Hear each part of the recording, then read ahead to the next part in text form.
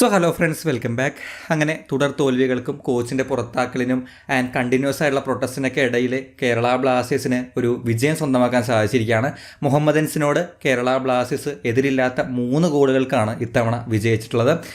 ഈ ഒരു വിജയം വലിയ രീതിയിലുള്ള മാറ്റങ്ങളൊന്നും കൊണ്ടുവരുന്നില്ല. നമുക്കറിയാം മുഹമ്മദൻസ് പോയിന്റ് ടേബിളിൽ അവസാന സ്ഥാനങ്ങളിൽ നിൽക്കുന്ന ഒരു ടീമാണ്. കാര്യമായ രീതിയിൽ വിജയങ്ങളോ വലിയ രീതിയിലുള്ള സ്ട്രെങ്ത്തുകളോ ഈ സീസണിൽ ഇതുവരെയും കാണിക്കാത്തൊരു ടീമാണ്. അതുകൊണ്ട് തന്നെ ഈ ഒരു ടീമിനെതിരെയുള്ള വിജയം വലിയ രീതിയിൽ നമുക്ക് ആഘോഷിക്കാൻ പറ്റുന്ന രീതിയിലാണോ എന്ന് വെച്ച് കഴിഞ്ഞാൽ ചെറിയ സംശയമൊക്കെ ഉണ്ട്. പക്ഷേ എന്നാലും നേരത്തെ പറഞ്ഞ പോലെ കുറച്ച് മാച്ചുകൾക്ക് ശേഷം സമാധാനമായിട്ട് മാച്ച് കണ്ട് സമാധാനമായിട്ട് ഉറങ്ങാൻ പറ്റുന്ന രീതിയിൽ ഇന്നത്തെ ആ ഒരു റിസൾട്ട് മാറുന്നുണ്ട്.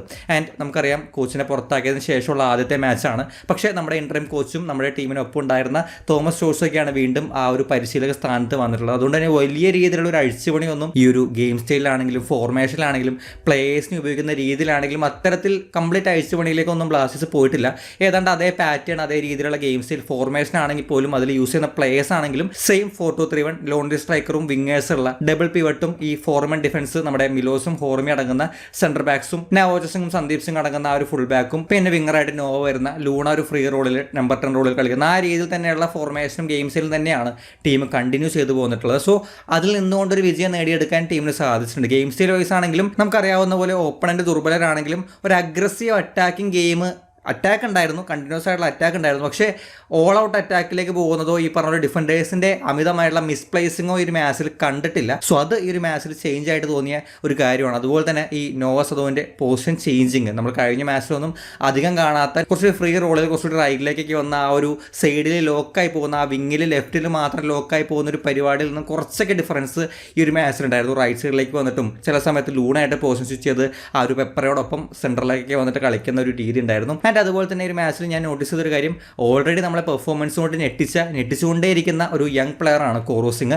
അദ്ദേഹം അടങ്ങുന്ന റൈറ്റ് വിങ്ങിൽ കുറച്ചുകൂടി ഒരു ആക്റ്റീവ് ആയിട്ടുള്ള ഒരു പെർഫോമൻസ് നമ്മളൊരു മാച്ച് നോക്കുകയാണെങ്കിൽ ഫസ്റ്റ് ഹാഫ് അവസാനിക്കും വരെയും സെക്കൻഡ് ഹാഫിൻ്റെ തുടക്കത്തിലൊക്കെ സന്ദീപിൽ നിന്നൊരു ക്രോസ് ബോൾ നമ്മൾ കണ്ടിട്ടില്ല. എന്നിട്ട് പോലും ആ റൈറ്റ് വിങ് ലെഫ്റ്റ് വിങ്ങിനോളം തന്നെ ആക്റ്റീവായിട്ട് എനിക്ക് ഫീൽ ചെയ്തു.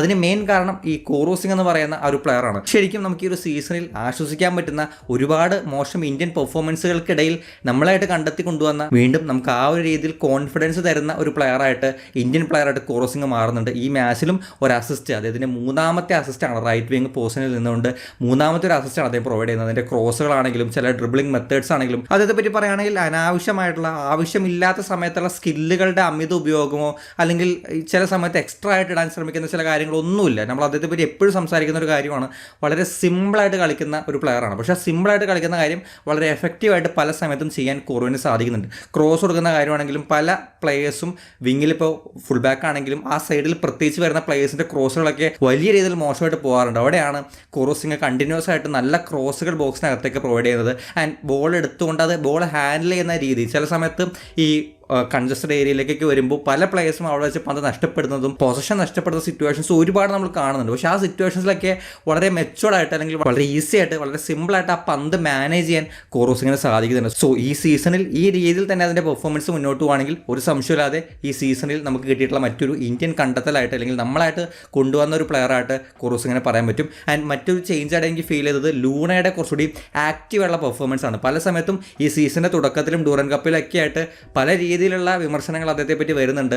ലൂണയുടെ ആ ഒരു സമയം അവസാനിച്ചു എന്ന രീതിയിലൊക്കെ. പക്ഷേ എവിടെയൊക്കെ ഒരു മാച്ചിൽ വളരെയധികം ആക്റ്റീവായുള്ളൊരു ലൂണയെ കാണാൻ സാധിച്ചിട്ടുണ്ട്. ഈ മാച്ചിൽ ബ്ലാസ്റ്റേഴ്സ് അടിച്ച 3 ഗോളുകൾക്ക് പിന്നിലും എവിടെയെങ്കിലൊക്കെ ലൂണയുടെ ഒരു ടച്ച് ഉണ്ട്. ഫസ്റ്റ് ഗോൾ ലൂണയുടെ കോർണർ കിക്കിൽ നിന്ന് ഗോൾ കീപ്പറിന്റെ പിഴവാണെങ്കിലും ലൂണയാണ് ആ കിക്ക് എടുക്കുന്നത്. 2ാമത്തെ ഗോളിന് പ്രീ അസിസ്റ്റ് കൊടുക്കുന്നത് ലൂണയാണ്. 3ാമത്തെ ഗോളിന് അസിസ്റ്റ് കൊടുക്കുന്നത് ലൂണയാണ്. ആൻഡ് ഈ പറഞ്ഞ കോൺട്രിബ്യൂഷൻസ് മാറ്റി നിർത്താണെങ്കിലും ചില ബോളുകൾ, ചില ഓവർഹെഡ് ബോൾസ്, ചില ത്രൂ ബോൾസ്, ചില ഫ്ലിക്കിംഗ് പാസുകൾ, ചില കാര്യങ്ങളൊക്കെ കാണുമ്പോൾ നമുക്ക് എവിടേക്കോ ലൂണ തീർന്നിട്ടില്ല, ഇനിയും അദ്ദേഹത്തിൽ ബാക്കിയുണ്ട്, ആ ഒരു ഫീല് കിട്ടുന്നുണ്ടായിരുന്നു. കുറച്ചുകൂടി ഗെയിം മുന്നോട്ട് കൊണ്ടുപോകുന്ന ഫോക്കസ് നോവയിലേക്ക് അമിതമായിട്ട് പോകാതെ നോവയിലേക്ക് പാസുകൾ എത്തിക്കുന്ന രീതിയിൽ ലൂണ മാറുന്നുണ്ടായിരുന്നു. ആ ഒരു 90 മിനിറ്റ്സും ഇൻഫ്ലുവൻസ് ചെയ്യുന്ന രീതിയിൽ അതിൻ്റെ പെർഫോമൻസ് എനിക്ക് ഈ ഒരു മാച്ചിൽ അനുഭവപ്പെട്ടു. തീർച്ചയായിട്ടും ഈ ഒരു മാച്ചിൽ ലൂണ വലിയ രീതിയിൽ തന്നെ കൈയടി അർഹിക്കുന്നുണ്ട്. ആൻഡ് എഗെയിൻ ഒരു വലിയ ഇടവേളയ്ക്ക് ശേഷം വീണ്ടും ആ ഹീറോ ഓഫ് ദ മാച്ചും ഗോളും കണ്ടെത്താൻ നമ്മുടെ നോവയ്ക്ക് സാധിച്ചിട്ടുണ്ട്. ഒരു ചെറിയ ഗ്യാപ്പിന് ശേഷമാണ് നമ്മൾ ഈ പറഞ്ഞ രീതിയിൽ ഒരു നോവയെ കാണുന്നത്. അവിടെയും ഈ പറഞ്ഞ പോലെ കുറേയൊക്കെ കുറേയൊക്കെ ഏരിയാസിൽ അദ്ദേഹത്തിൻ്റെ ഡ്രിബ്ലിങ്സ് ഫെയിൽ ആവുന്നതും കുറേയൊക്കെ ഏരിയാസിൽ അദ്ദേഹം ബ്ലോക്ക് ചെയ്യപ്പെടുന്നതും നമ്മൾ ഫ്രം ഗോവ മാച്ചോട്ട് കാണുന്ന ഒരു കാര്യമാണ്. അദ്ദേഹത്തെ പൂട്ടാൻ വേണ്ടി ഒരു സ്പെസിഫിക് പ്ലാൻ. ബ്ലാസ്റ്റേഴ്സിനെതിരെ ഇനി ആര് കളിച്ചാലും നോവയ്ക്കെതിരെ ഒരു സ്പെസിഫിക് പ്ലാൻ ഉണ്ടാവും. ഈ പറഞ്ഞ പോലെ മോഹൻ ബഗാൻ ആണെങ്കിലും അതിന് മുൻപ് ഗോവയാണെങ്കിലും അവരൊക്കെ നല്ല രീതിയിൽ എക്സിക്യൂട്ട് ചെയ്യുന്നുണ്ടായിരുന്നു. ഈ മാച്ചിലും അങ്ങനെ സ്പെസിഫിക് ആയിട്ട് നോവയെ പൂട്ടാൻ ഒരു പ്ലെയർ നല്ല രീതിയിൽ പെർഫോമൻസ് കാഴ്ച വയ്ക്കുന്നുണ്ടായിരുന്നു. പക്ഷേ അതിൻ്റെ ഹാർഡ് വർക്ക് അല്ലെങ്കിൽ ആ കണ്ടിന്യൂസ് ആയിട്ട് ശ്രമിക്കുന്ന കാര്യങ്ങൾ അതൊരു ഗോളിൽ തന്നെ അവസാനിപ്പിക്കാൻ ഈ ഒരു മാച്ചിൽ സാധിച്ചിട്ടുണ്ട്. അതിന് നല്ല രീതിയിലൊരു കോൺഫിഡൻസ് നൽകുന്നതായിരിക്കും. ആൻഡ് പല സമയത്തും കഴിഞ്ഞ മാച്ചുകളിൽ നിന്ന് കുറച്ചുകൂടി ഫ്രീ ആയിട്ട് ക്രോസുകൾ അകത്തേക്ക് കൊടുക്കാനൊക്കെ ഈ ഒരു മാച്ചിൽ നോവയ്ക്ക് സാധിക്കുന്നുണ്ടായിരുന്നു. സോ അതും ഒരു പോസിറ്റീവായിട്ട് നോവയുടെ കാര്യത്തിൽ പറയാൻ പറ്റുന്നതാണ്. ആൻഡ് സ്ഥിരമായിട്ട് നമ്മൾ കുറ്റം പറയുന്ന ഒരു ഡിപ്പാർട്ട്മെൻറ്റാണ് കേരള ബ്ലാസ്റ്റേഴ്സിൻ്റെ ഡിഫൻസ്. ഈ ഒരു മാച്ചിലും ഈ പറഞ്ഞ പോലെ ഒരു 100% പെർഫെക്ഷൻ എന്ന രീതിയിലുള്ള കാര്യങ്ങളൊന്നും ഉണ്ടായിട്ടില്ല. ചില മിസ് പാസുകളും എറർ കമ്മ്യൂണിക്കേഷൻസും അങ്ങനെയുള്ള പ്രശ്നങ്ങൾ ഈ മാച്ചിലും ഉണ്ടായിട്ടുണ്ട്. ലക്കിലി നമ്മളൊരു ഗോള് കൺസീഡ് ചെയ്തതിൽ നിന്നും അത് രക്ഷപ്പെട്ടിട്ടുണ്ട്. പക്ഷേ എവിടെയൊക്കെ ഒരു മാച്ചിൽ 2 പ്ലേയേഴ്സ് മിലോസ് ആണെങ്കിലും ഹോർമി ആണെങ്കിലും അവരുടെ ചില ടൈംലി ബ്ലോക്സ്, ടൈംലി ഇന്റർസെപ്ഷൻസ്, ചില എക്സ്ട്രാ എഫേർട്ടുകൾ അദ്ദേഹം കൊടുക്കുമ്പോൾ അതിൻ്റെ ഭാഗമായിട്ടുണ്ടാകുന്ന ആ ഒരു കാര്യം ഓൾറെഡി മുഹമ്മദൻ ടീമിൻ്റെ അറ്റാക്കിനെ ഡിഫെൻഡ് ചെയ്യാൻ എളുപ്പമുള്ള രീതിയിലാണ് ഇതുവരെയുള്ള മാച്ചുകൾ വരുന്നത്. സോ അവിടെ ആ ക്ലീൻ ഷീറ്റ് സ്വന്തമാക്കാൻ അവിടെ വലിയ പ്രശ്നങ്ങളൊന്നും ഇല്ലാതെ ഈ പറഞ്ഞ രീതിയിൽ കിട്ടുന്ന അവസരങ്ങളിൽ അവർ മുന്നോട്ട് കയറി വരുമ്പോൾ അല്ലെങ്കിൽ അവിടെ ഒരു ചാൻസ് ബ്ലാസ്റ്റേഴ്സിനെതിരെ ക്രിയേറ്റ് ചെയ്യപ്പെടുമ്പോൾ അവിടെ നമ്മുടെ 2 സെൻറ്റർ ബാക്കിൻ്റെ പെർഫോമൻസ് നല്ല രീതിയിൽ വരുന്നുണ്ടായിരുന്നു. അവർ ഈ ഒരു മാച്ചിൽ ഓവറായിട്ട് കയറൂരി വിട്ടതുപോലെ തോന്നിയില്ല. പക്ഷേ ചില സിറ്റുവേഷൻസിൽ ഹോർമയൊക്കെ കയറി പോകുന്നുണ്ടായിരുന്നു. പക്ഷേ എന്നാലും ഡിഫെൻഡിങ്ങിൽ കുറച്ചൊന്ന് ഇറങ്ങി നിന്ന് കുറച്ചൊന്ന് കാമായിട്ട് പന്ത് വരുമ്പോൾ അഗ്രസീവായി ഡിഫെൻഡ് ചെയ്യുന്ന ആ ഒരു പരിപാടി രണ്ടുപേരും ഈ ഒരു മാച്ചിൽ നീറ്റായിട്ട് ചെയ്തിട്ടുണ്ട്. ഡിസർവിംഗ് ആയുള്ള ഒരു ക്ലീൻ ഷീറ്റും ബ്ലാസ്റ്റേഴ്സിന് സ്വന്തമാക്കാൻ സാധിച്ചിട്ടുണ്ട്. ആൻഡ് ഈ ഒരു മാച്ചിൽ പോസിറ്റീവായിട്ടും സന്തോഷിക്കാവുന്ന കുറച്ച് കാര്യങ്ങൾ തോന്നിയത് കുറച്ച് പ്ലേയേഴ്സിന്റെ തിരിച്ചുവരവ്. ഇഞ്ചുറിയൊക്കെ മൂലം ഈ ഒരു സീസണിൽ കുറേ അധികം സമയം കാണാതിരുന്ന എയ്ബാൻ ദോഹലിംഗ് മടങ്ങി വന്നിട്ടുണ്ട്. അദ്ദേഹത്തിന്റെ ഇഞ്ചുറി മാറി ലൈനപ്പിലേക്ക് വന്നതുകൊണ്ട് മാത്രമല്ല അവിടെ അദ്ദേഹം ഒരു ക്രോസ് കൊടുക്കുന്നുണ്ട്. സന്ദീപ് സിംഗിൽ നിന്നൊക്കെ ഇതുവരെയുള്ള മാച്ചുകളിൽ നമ്മൾ കാണാത്ത ടൈപ്പ് ഓഫ് ഒരു ക്രോസാണ് വളരെ കുറച്ച് സമയം കൊണ്ട് എയ്ബാൻ ദോഹലിംഗ് കൊടുത്തിട്ടുള്ളത്. സോ അത്തരത്തിലുള്ള ക്രോസുകൾ, അത്തരത്തിലുള്ള ഒഫൻസീവ് സപ്പോർട്ട് എയ്ബാൻ ദോഹലിംഗിൽ നിന്ന് വരുന്ന മാച്ചുകളിൽ കിട്ടുകയാണെന്നുണ്ടെങ്കിൽ നമുക്ക് ഈ പറഞ്ഞ പോലെ റൈറ്റ് സൈഡിൽ കോറു എയ്ബാൻ ദോഹലിംഗ് നല്ലൊരു കോമ്പിനേഷൻ ഉണ്ടാക്കിയെടുക്കാൻ സാധിക്കും. അതുപോലെ തന്നെ നമ്മൾ അമവിയ ഈ സീസണിൽ കാണാതെ ഇരുന്ന ഡ്യൂറൻ കപ്പിലോ ഒരു മാച്ചിലും കാണാതിരുന്ന അമവിയ ഈ മാച്ചിൽ ഡെബ്യൂട്ടായിട്ട് ഇറങ്ങിയിട്ടുണ്ട്. ആൻഡ് വന്നപ്പോൾ തന്നെ ഒരു സ്പാർക്ക് അദ്ദേഹം കാണിക്കുന്നുണ്ട്.